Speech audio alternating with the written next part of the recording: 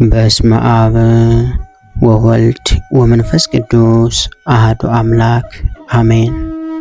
እንኳን በሐምሌ 6 ቀን ታስበውና ተከብረው ለሚውሉ ለቅዱሳን በዓላት በዚች ቀን እንደርሱ ያሉ ኤልያስና ሄኖክ ወዳሉበት ብሔረ ሕያዋን የነቢዩ ዕዝራ ዕርገት የሆነበት ዕለት ቅድስት ንስጥሮኒን ያረፈችበት የዕረፍቷ መታሰቢያ በዓል፣ ጳውሎስ የተባለ ቅዱስ መርቆሬዎስ በሰማዕትነት ያረፈበት የዕረፍቱ መታሰቢያ በዓል፣ የቅዱስ አብሮኮሎኔዎስ እናት ጓደኛዋ ቴዎዳስያ በሰማዕትነት ያረፈችበት የዕረፍቷ መታሰቢያ በዓል፣ የገርአልታው አቡነ አብርሃም መታሰቢያቸው፣ ሐዋርያው ቅዱስ በርተሎሜዎስ መታሰቢያ በዓሉ በሰላም አደረሳችሁ አደረሰን። ነቢዩ ዕዝራ ሐምሌ 6 በዚች ቀን እንደ እርሱ ያሉ ኤልያስና ሄኖክ ወዳሉበት ብሔረ ሕያዋን የዕዝራ ዕርገት ሆነ። ይህም ነቢይ የእግዚአብሔርን ትእዛዝ የሚጽፍ ነበረ። እርሱም ከሌዊ ወገን ነበር። እግዚአብሔር ጋራ ግሩም የሆነ ነገር መነጋገር ጀመረ። እንዲህም አለ፣ ምድርን በፈጠርካት ጊዜ አዳምን ታስገኝ ዘንድ አዘዝካት፣ አስገኘችውም። ሁለተኛም የጥፋት ውሃ በጊዜው እንደመጣና ሁሉን እንዳጠፋ ተናገረ። ኖህ፣ አብርሃምና ዳዊት እንዴት እንደተመረጡ ደግሞ ተናገረ። ዳግመኛም ነፍስ ከስጋዋ እንደምትወጣና 7 ቀኖች እንደምትዞር ከዚያም በኋላ እንደ ስራዋ ወደ ተዘጋጀላት ቦታዋ እንደምትገባ ተናገረ። ከዚያም ስለ ፍርድ ቀን ተናገረ። እግዚአብሔር ከጌትነቱ ብርሃን በቀር ፀሐይና ጨረቃ መብራትና ብርሃንም እንደሌሉ ተናገረ። ዳግመኛም በልቧ እጅግ በምትጨነቅ በምታዝንና በምትተክዝ ሴት አምሳል ጽዮንን አያት። ልብሶቿም የተቀደዱ ነበሩ። ልጇም ወደ ጫጉላዋ ቤት በገባበት ቀን እንደሞተ ነገረችው። ከዚህም በኋላ እርሷን ከማየቱ የተነሳ ፈርቶ በድንጋጼ እስከወደቀ ድረስ ፊቷ በድንገት እንደ መብረቅ በራ። ደግሞም 12 ክንፎችና 3 ራሶች ያሉት ንስር ከባህር ሲወጣ ከክንፎቹም ውስጥ ራሶች ሲወጡ አየ። እነዚህም በየዘመናቸው ገዝተው የጠፉ ነገስታት ናቸው። ደግሞም ስለ መድኃኒታችን ኢየሱስ ክርስቶስ መወለድ ተናገረ። እንዲህም አለ፣ አንበሳ እያገሳ ከበረሃ ወጣ፣ በሰው አንደበትም ሲናገር ንስሩም ሲገስጸው ሰማሁት አለ። ዳግመኛም ስለ ክርስቶስ እንዲህ ብሎ ትንቢት ተናገረ። በሌሊት ታላቅ ንፋስ ከባህር ሲወጣ አየሁ። ከማዕበሉም የተነሳ ባህሩ ይታወክ ነበር። ነፋሱም እንደ ሰው አምሳል ሆኖ ከባህር ሲወጣ አየሁ አለ። ደግሞም ከብዙ ኃይለኛና ክብር ጋር በሰማይ ደመና ማረጉን በአብ ቀኝ መቀመጡን አይቶ ተናገረ። ዳግመኛም በፈሳሹ ማዶ ያኖራቸው 9 ነገድ እንደሚሰበሰቡ ተናገረ። ከዚህም በኋላ የነቢያት መጽሐፍትና የአባቶችን ትውልድ የያዙ መጽሐፍትን ተደምስሰው መጥፋታቸውን ባሰበ ጊዜ ወደ በረሃ ገብቶ በጾምና በጸሎት ምህላ ያዘ። ከእርሱም ጋር 5 ጠቢባን ጸሐፊዎችን ወሰደ። ከእንጨቱም አንጻር ቃል ጠርቶት ዕዝራ አፍህን ክፈት ብሎ ሕብሩ እሳት የሚመስል ውሃን የተመላ ጽዋ ሰጠው። ያንንም ጽዋ ጠጣ። ያን ጊዜም ልቦናው ጥበብን አገሳ። ተገልጾለት መጽሐፍትን ሁሉ ሰበሰበ። ለእነዚያም ሰዎች ልዑል አምላክ እውቀትን ሰጣቸው። መጽሐፍትንም ሁሉ በየተራቸው ጻፉ።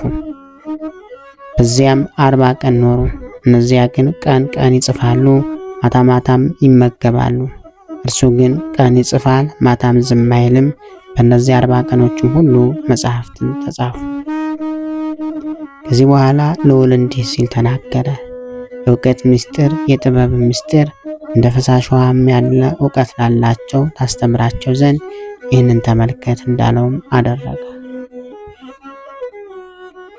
በ4ኛው ዘመን ከሚቆጠሩ ከብዙ ሱባኤ በ5ኛውም ሱባኤ ይህ ዓለም ከተፈጠረ ከ5000 ዘመን በኋላ ጨረቃ ሰርቅ አድርጋ ጨለማዋን ባጣች በ10ኛው ቀን በ3ኛው ወር በ91 እንደ እርሷ ያሉ ደጋግ ሰዎች ወዳሉበት ዕዝራን ወሰዱት። በዚህ ዕለት ታስባና ተከብራ የምትውለው ቅድስት እናታችን ቅድስት ንስጥሮኒ ናት። በዚችም ዕለት ቅድስት ንስጥሮኒን አረፈች። እርሷም ከኢየሩሳሌም ሰዎች ውስጥ ነበረች። እርሷም አስቀድማ ኃጢአተኛ ነበረች። ከዚያም በኋላ ንስሐ ገብታ ወደ እግዚአብሔር በተቃጠለ ልብ ተመለሰች። የሥጋን ፍላጎቶች ሁሉ ናቀች። መምኔት እስከሆነች ድረስ በበጎ ሥራ ሁሉ ትሩፋትንና ተጋድሎን አበዛች። እህቶችም ከገድል ብዛትና ምግብን ከመቷ የተነሳ ሥጋዋን እንዳለቀ አይተው ሥጋሽን እንድትረጂ ጥቂት እህል ወወጥ ብይ አሏት። አብዝተውም ግድ ባሏት ጊዜ ልጆች ሆይ ወደ ቀድሞ ልማድ እንዳልመለስ ጥቂት ወጥ ስለመብላት አትድከሙ፣ ስለዚህ ወጥ አልበላም አለቻቸው። ከዚህም በኋላ በሰላም አረፈች። በዚህ ዕለት ታስቦና ተከብሮ የሚውለው ሌላው ቅዱስ አባታችን ቅዱስ መርቆሬዎስ ነው። በዚችም ዕለት ጳውሎስ የተባለ ቅዱስ መርቆሬዎስ በሰማዕትነት አረፈ። ይህም ከ72ቱ አርድእት ውስጥ አንዱ ነው። እርሱም ሐዋርያትን አገልግሏቸዋል። ወንጌልንም ለመስበክ ከእነርሱ ጋር ሄደ። የሐዋርያው የቅዱስ ጴጥሮስን መልእክቶች አደረሰ። በመከራውም ጊዜ ያገለገለው፣ ከእርሱም ጋር መከራ ተቀበለ፣ ከእርሱም አልተለየም። ወደ ሮሜ አገርም ከእርሱ ጋር ገብቶ ቅዱስ ወንጌልን አስተማረ። ክብር ይግባውና ጌታችን መድኃኒታችን ኢየሱስ ክርስቶስን ወደ ማመን ከአረማውያን ብዙዎቹን መለሳቸው። ሐዋርያው ቅዱስ ጴጥሮስም በሰማዕትነት በሞተ ጊዜ ይህ ረድእ መርቆሬዎስ መጥቶ ከመስቀል ላይ አወረደው። ከከበሩ ልብሶቹም ከሽቱ ጋር ገነዘው። በሳጥንም አድርጎ ከምዕመናን በአንዱ ቤት አኖረው። የሐዋርያው ጴጥሮስ ደቀ መዝሙርም እንደሆነ በኔሮን ዘንድ ወነጀሉት። ንጉሡም ወደ እርሱ አቅርቦ ጠየቀው። እርሱም ለሐዋርያው ቅዱስ ጴጥሮስ ደቀ መዝሙር እንደሆነ አመነ። ደግሞም ክብር ይግባውና ጌታችን መድኃኒታችን ኢየሱስ ክርስቶስ እውነተኛ አምላክ እንደሆነ ታመነ።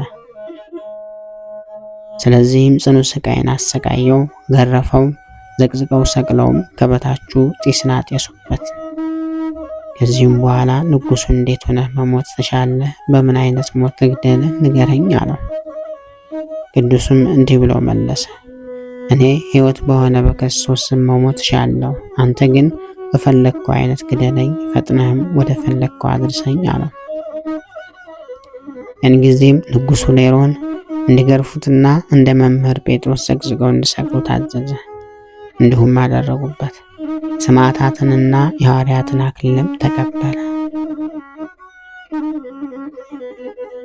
በዚህ ዕለት ታስባና ተከብራ የምትውለዋ ሌላዋ ቅድስት እናታችን ገድለኛዋ ቴዎዳስያ ናት። በዚች ቀን የቅዱስ አብሮኮሮኔዎስ እናት ገድለኛዋ ቴዎዳስያ በሰማዕትነት አረፈች። ከእርሷ ጋርም 2 መኳንንቶችና 12 ሴቶች በሰማዕትነት ሞቱ። ይህም እንዲህ ነው። ይህች ቅድስት ልጇ አብሮኮሮኔዎስ ክርስቲያን ነው ብለው እንደወነጀሉትና ለሞት እስኪደርስ ጽኑ ስቃይን እንዳሰቃዩት ሰማች። ክብር ይግባውና ጌታችን መድኃኒታችን ኢየሱስ ክርስቶስም በዛች ሌሊት ተገለጠለት። ከስቃዩም አዳነው። ያለምንም ጉዳት ጤናማ ሆነ። እንዲሁ 2ቱ መኳንንትና 12ቱ ሴቶች ከእናቱ ጋር ባዩት ጊዜ እጅግ አደነቁ። እንዲህ ብለውም ጮኹ፣ እኛ በአብሮኮሮኔዎስ አምላክ በጌታችን በኢየሱስ ክርስቶስ እናምናለን አሉ። መኮንኑም ራሶቻቸውን በሰይፍ እንዲቆርጡ አዘዘ። በመንግሥተ ሰማያትም የክብርን አክሊል ተቀዳጁ። በዚህ ዕለት ታስቦና ተከብሮ የሚውለው ሌላው ቅዱስ አባታችን የገራልታው አቡነ አብርሃም ነው። ዳግመኛም በዚህች ዕለት የገራልታው አቡነ አብርሃም መታሰቢያ በዓላቸው ነው። ኢትዮጵያዊ ጻድቅ ሲሆን የትውልድ ሀገራቸው ትግራይ ውስጥ ነው። በሥርዓተ ገዳማትና በሥርዓተ ቀኖና አዋቂነታቸው ወደር የማይገኝላቸው አባት ናቸው።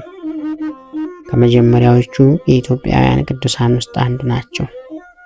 በስማቸው የተሰራው ገዳም በትግሬ ገራልታ የሚገኝ ሲሆን አጽቢ መንበርታ ደብረ ጽዮን አቡነ አብርሃም ገዳም ይባላል። ስለ አቡነ አብርሃም ከዚህ ያለፈ ዝርዝር መረጃ ማግኘት አልተቻለም። ገዳማቸው ያሉ አባቶችም የጻድቁን የዕረፍታቸውን ቀን ከመጠቆም ያለፈ ነገር ለመናገር ገድሉ የላቸውም። በዚህ ዕለት ታስቦና ተከብሮ የሚውለው ሌላው ቅዱስ አባታችን ቅዱስ በርጠለሜዎስ ነው። በዚህች ዕለት ሐዋርያው ቅዱስ በርጠለሜዎስ መታሰቢያ በዓሉ ነው። ወንጌልን ይሰብክ ዘንድ ዕጣ የደረሰው አልዋህ በሚባል አገር ነው። ቅዱስ ጴጥሮስ ሊያደርሰው አብረው ወደ አልዋህ ሄዱ። ወደ ከተማው ለመግባት ምክንያት ፈለጉና ቅዱስ ጴጥሮስ ቅዱስ በርጠለሜዎስን አትክልተኛ ባለሙያ ነው ብሎ የወይኑን ቦታ እንዲጠብቅለት ለአንድ ባለጸጋ መኮንን ባሪያ አድርጎ ሸጠው። ባለጸጋውን በርጠለሜዎስ በ30 ስቴታር ገዝቶት ሄደ። ቅዱስ ጴጥሮስን ገንዘቡን ደብቆ ለቅዱስ በርጠለሜዎስ በድብቅ ሰጥቶት እንዲመጸውተው ነግሮት ወደ ኢየሩሳሌም ተመለሰ። አልዋህ ከገባ በኋላ ቅዱስ በርጠለሜዎስ የወይን ቦታው አለቃ ሆኖ 40 ቀን ተቀመጠ። ወንጌሉን ባለመስበኩ በሐዘን እያለቀሰ ጌታችንን በጸሎት ጠየቀው። በገንዘቡ ገዝቶት ባሪያ ያደረገው ባለጸጋው የወይኑን ቦታ ያይ ዘንድ እንደመጣ መርዘኛ እባብ ነድፎት ሞተ። ሕዝቡም ተሰብስቦ ሲያለቅስ፣ በርጠለሜዎስ ግን ወደ ጌታችን ከጸለየ በኋላ ሄዶ ባለጸጋውን ሰው ከሞት አስነሳው። በዚህም ጊዜ ሕዝቡ ሁሉ አምነው ተጠምቀዋል። በርጠለሜዎስም ወደ ሌሎች ሀገሮች ሄዶ አስተማረ። ጌታችን ወደ የበርበሮች ዘንድ ሄዶ ወንጌል እንዲሰብክ አዘዘው። ረዳት እንደሆነውም እንድርያስን ከደቀ መዝሙሩ ጋር ላከለት። የሀገሪቱ ሰዎች ግን እጅግ ክፉዎች ነበሩ። በሐዋርያቱ ፊት በአስማት አስደናቂ ተአምራት እያሳዩ ትምህርታቸውን የማይቀበላቸው ሆኑ። ይህን ጊዜ ጌታችን ሰውን ከሚበላው ሀገር አንዱን ገጸ ከልብ ይታዘዝላቸው ዘንድ በሚያዙበት ነገር ሁሉ ከትእዛዛቸው እንዳይወጣ አዘዘው። ሐዋርያትም ወደ በርበሮች ሀገር ዳግመኛ በገቡ ሰዓት ይበሏቸው ዘንድ ኃይለኛ አራዊትን አውጥተው ለቀቁባቸው። ያ ገጸ ከልብም በአራዊቱ ላይ ተነስቶ እየነጠቀ በላቸው። ይህንንም የተመለከቱት በርበሮች እጅግ ፈርተው በድንጋጤ ብቻ ይሞታሉ። በሐዋርያትም እግር ስር ወደቁ። ሐዋርያቱም አስተምረው ካሳመኗቸው በኋላ አጥምቀዋቸዋል። ከዚህ በኋላ ቅዱስ በርጠለሜዎስ እግዚአብሔርን ወደማያውቁ አገሮች ሄዶ ብዙ ተአምራትን እያደረገ አስተምሮ አጠመቃቸው። የካህዱ ንጉሥ የአቅርጳን ሚስትም ትምህርቱን ሰምታ በጌታችን አመነች። ንጉሡ አግሪጳም በዚህ እጅግ ተቆጥቶ ቅዱስ በርጠለሜዎስን ብዙ ካሰቃየው በኋላ አሸዋ በተሞላ ትልቅ ከረጢት ውስጥ ከቶ ከነ ሕይወቱ ባህር ውስጥ እንዲጥሉት አደረገ። ምዕመናንም ስጋውን አውጥተው በክብር ቀብረውታል። ሐዋርያው ቅዱስ በርጠለሜዎስ ይህች ዕለት መታሰቢያ በዓሉ እንድትሆን አባቶቻችን አዘዋል። እግዚአብሔር ምስጋና ይሁን። እኛንም በቅዱሳኑ አባቶቻችንና እናቶቻችን ጸሎት ይማረን፣ በረከታቸውም ከእኛ ጋር ትኖር ለዘላለሙ አሜን።